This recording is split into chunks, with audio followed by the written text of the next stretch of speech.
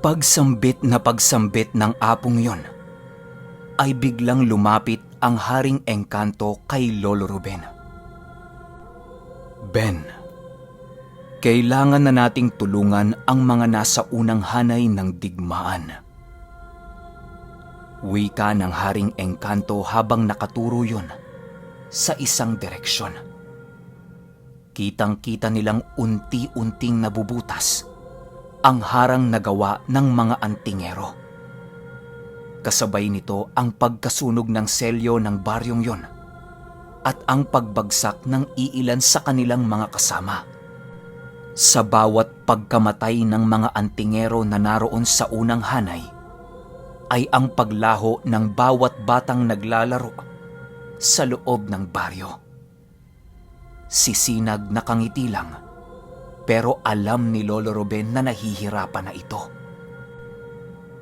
Ang kanyang mga nakikita nung mga oras na yon ay gawa lang mismo ng isang mutyang taglay ng kanilang apo.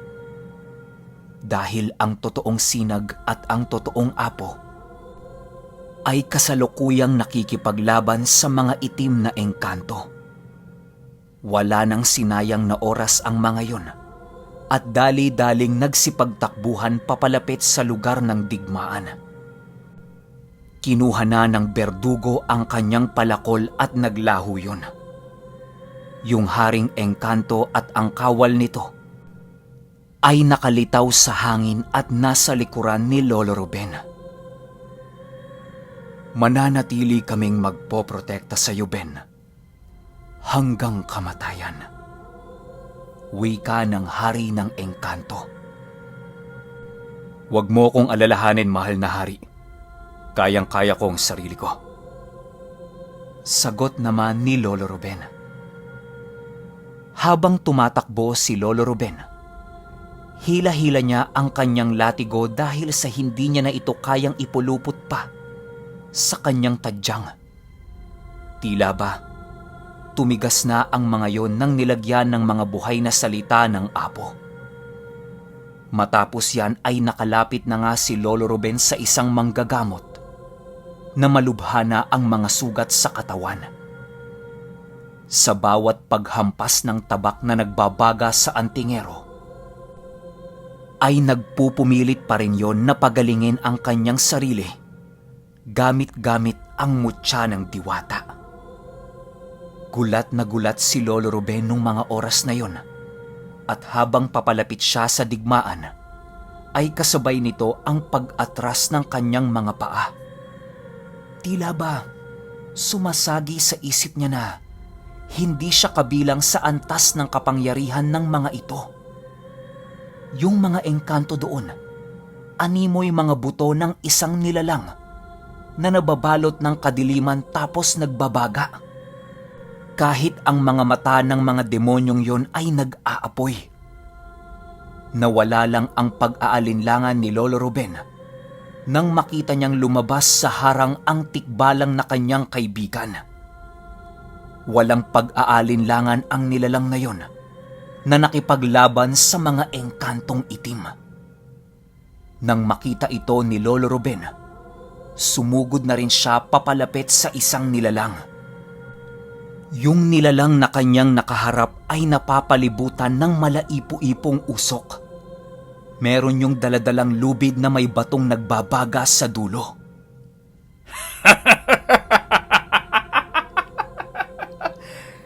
Isa na namang mortal ang magbubuwis ng buhay. Wika ng nilalang na yon. Di nagpatinag si Lolo Ruben at ginamit niya lahat ng alam niyang usal. Sa bawat paghataw niya ng latigong dala niya, ay nakakapagtakang hindi tinatablan ang nilalang na yon.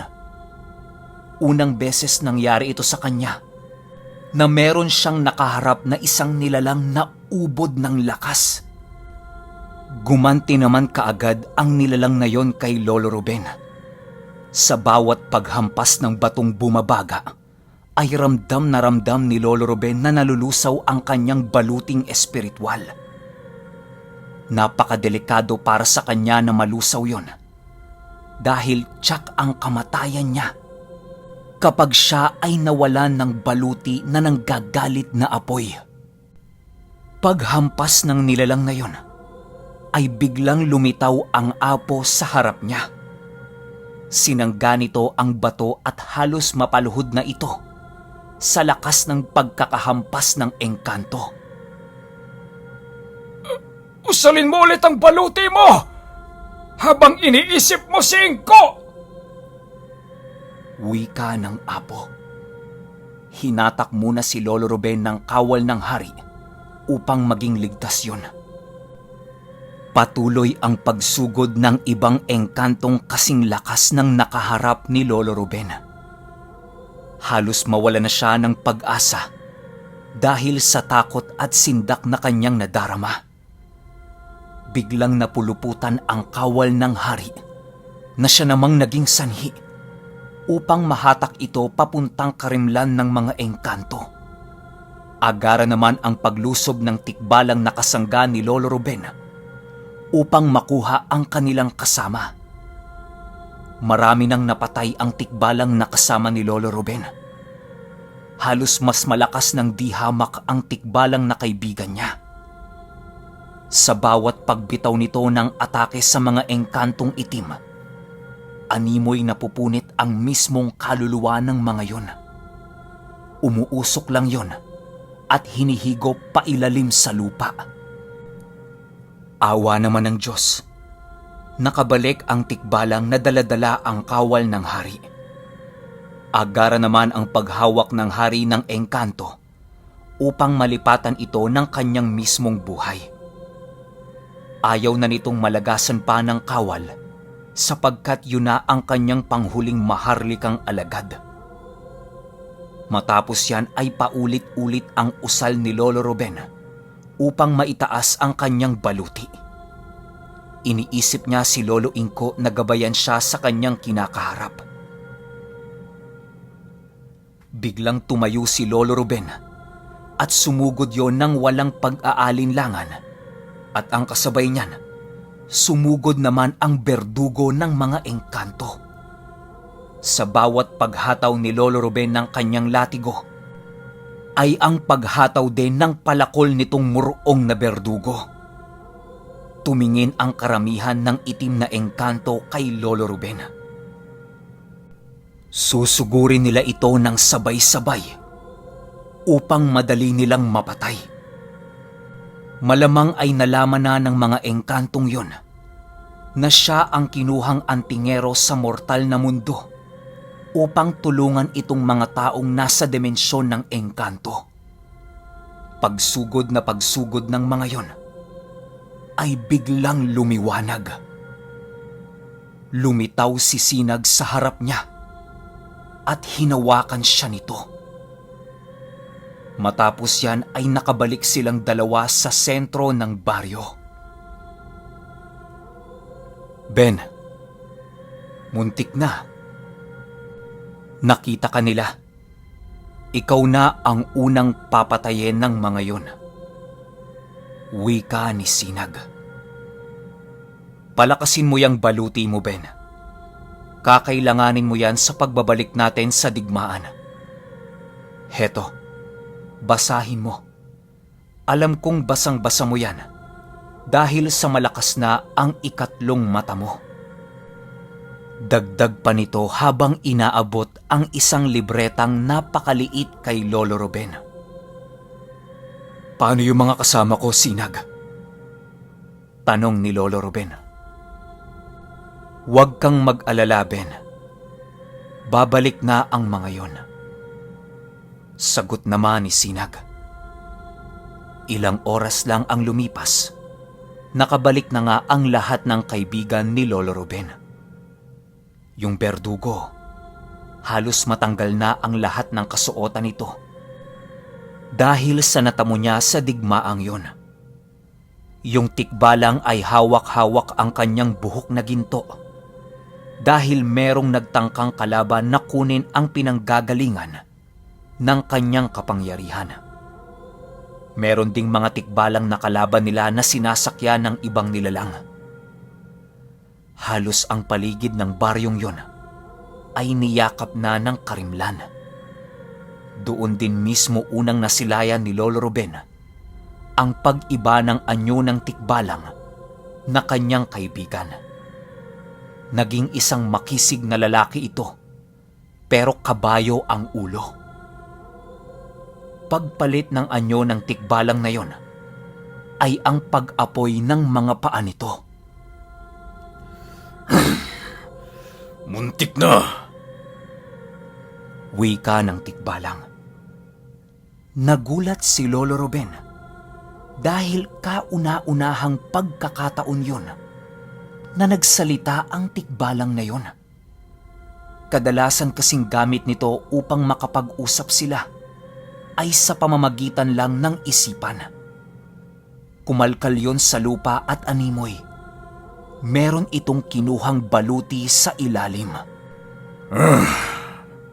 Matagal-tagal ko na ding hindi nagagamit ang mga ito.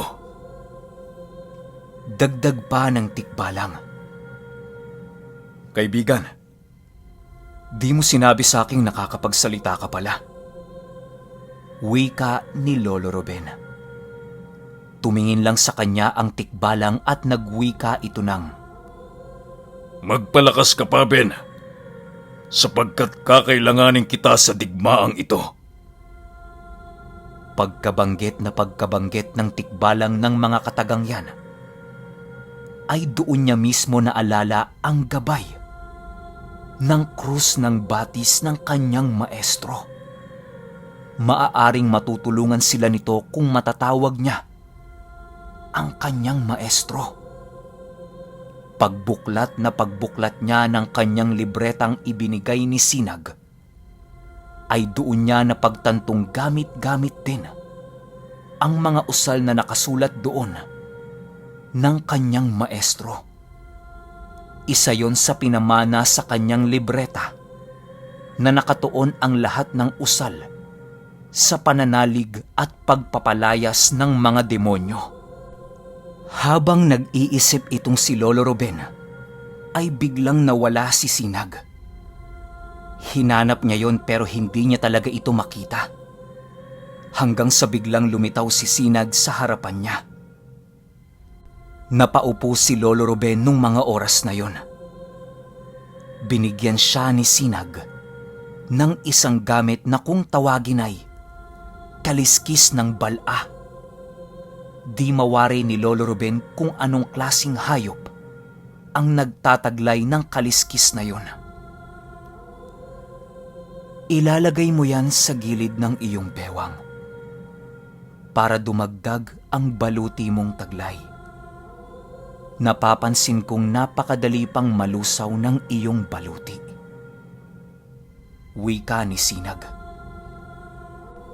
Agad namang inilagay yon ni Lolo Ruben sa kanyang bewang. Basta sumunod na lang siya sa ipinapagawa nito.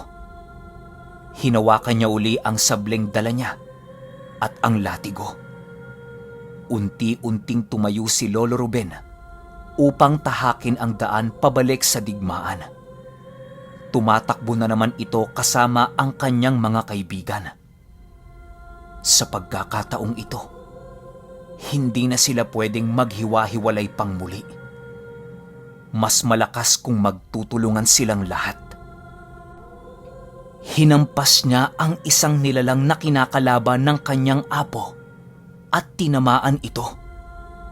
Nalaglag ang kapa ng nilalang na yon at tumalikod yon sa apo. Isang hari ng engkantong itim ang tinamaan ni Lolo Ruben. Galit na galit yon habang ikinukumpas ang kanyang nagliliyab na espada. Nangingitim ang usok ng espadang yon sa bawat pagkumpas ng nilalang dito. Umaapoy din ang lahat ng parte ng katawan ng nilalang at ang tanging hindi nasusunog dito ay ang kanyang baluti. Napakakapal ng baluting dala ng nilalang na yon na hindi kakayaning pasanin ng isang normal na tao. Walang sabi-sabi ay lumusob ang nilalang na yon kay Lolo Ruben. Nasangga naman ito ng kanyang sable, pero hindi yon naging sapat upang maprotektahan siya sa mga kamay nito. Tumilapon ng malayo si Lolo Ruben at nagsukayo ng dugo. Lusaw na ang kanyang baluti sa pagkakataong ito. Halos hindi na siya makatayo dahil sa kanyang tinamong sugat. Hindi sugat na pisikal, bagkus ay sugat na espiritual. Kapag kasi nabutasan ka ng baluti, ay ikahihina ito ng katawan at sistema mo. Kung wala kang masyadong pagsasanay, ay maaari mo itong ikamatay. Napakadelikadong magkarga ng mga baluting inuusal, sa kadahilanang maaaring buhay mo ang magiging kapalit kapag nabutas ito ng iyong kalaban. Napaupo itong si Lolo Ruben at nakahawak sa kanyang dibdib. Suka pa rin yun ng suka ng dugo at hindi na niya kayang tumayo. Biglang naglaho ang nilalang na yon at lumitaw ito sa harap ni Lolo Ruben. Sinangga pa yun ng berdugo pero nawasak ang palakol nito. Isang kumpas lang ng nilalang na yon at tumilapon ang berdugo. Kahit pinigilan pa ito ng hari ng mga engkanto at ng tikbalang, ay hindi talaga umubra ang mga ito.